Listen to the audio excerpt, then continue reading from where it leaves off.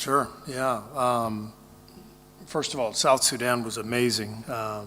Royale and his staff did a great job preparing their team for this game. I did not do a great job preparing our team. I think we did not focus enough on what they're capable of, and that's on me. And that I think that really allowed South Sudan to gain confidence early.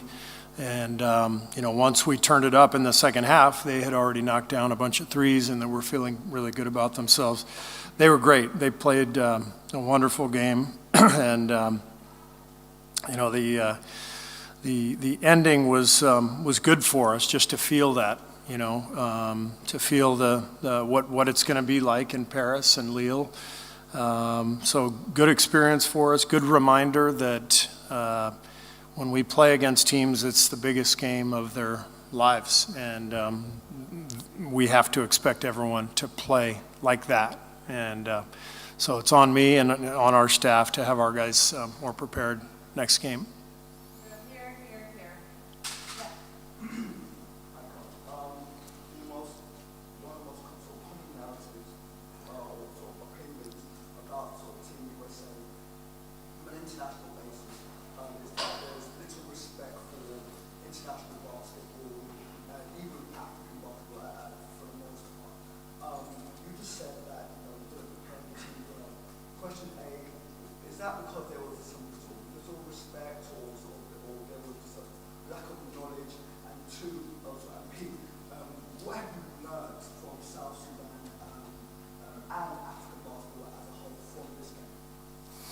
Yeah, I think there is a tendency at times to let down. I think the fact that we played well against Serbia the other night, this was kind of a natural letdown game that you fear. I think because it was a friendly, I think we let our guard down as a team, as a staff, for sure.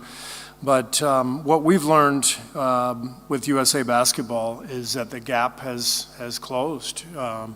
Nigeria beat us in a friendly in 21 in Las Vegas. So this is, it's not a shock to see a team, from South Sudan play really well and knock down threes. The game has gotten better across the globe. But we still feel like we always control the outcome with our performance. And as good as every other team is now, we still feel like it's up to us to determine the outcome based on our defense and our effort. And I thought that waned tonight for the whole first half. And once we picked it up in the second half, it was a game already. And that's why we were in the fight that we were.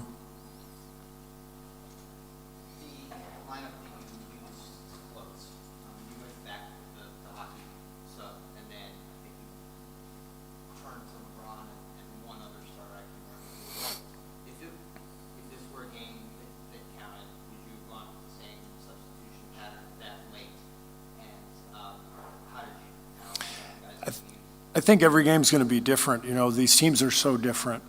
This team was quicker than the teams we've played so far, and we had a really hard time guarding the ball in the first half, and because of that, they were getting open for threes. And one thing we know well with USA Basketball, if teams are going to make 14 threes on us, then they've got a real shot.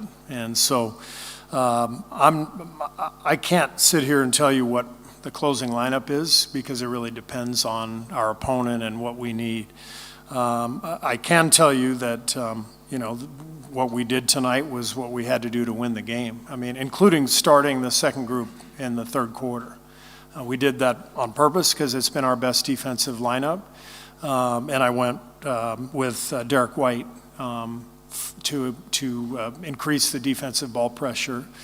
And I thought that group really set a good tone. The lesson for us, I think, is, we've got 7 games left after this. So who the hell knows what our rotation's going to look like.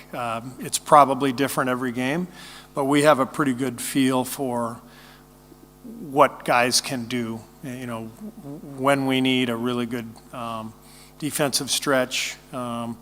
What the game calls for, we've got options, and we like what we have.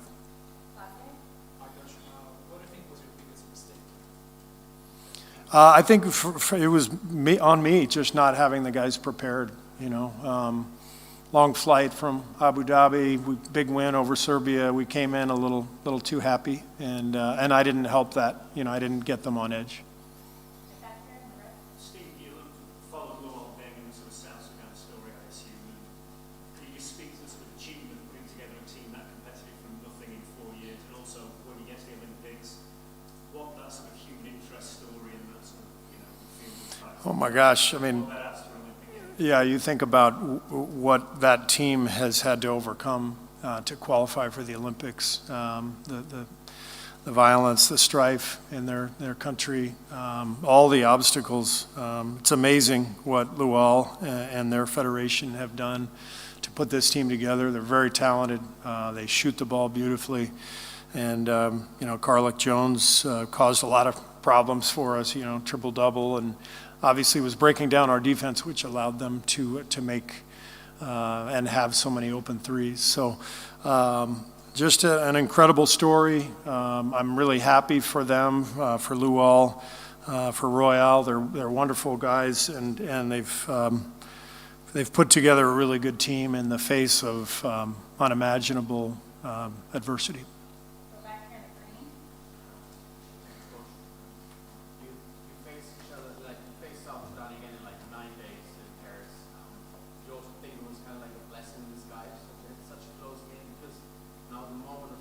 Yeah. And you can adapt leading into the game. Yeah. So do you think it could be beneficial for you guys?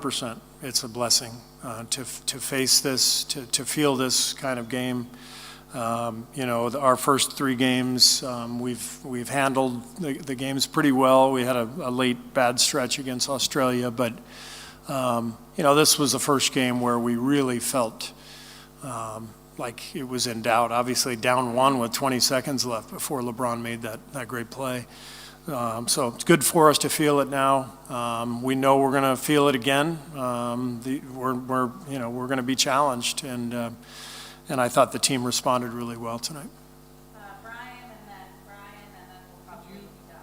Sorry, did you specifically drop that play for LeBron with 20 seconds left? Was that the number one option? Well, we wanted to get him the ball, and then we had some options out of it,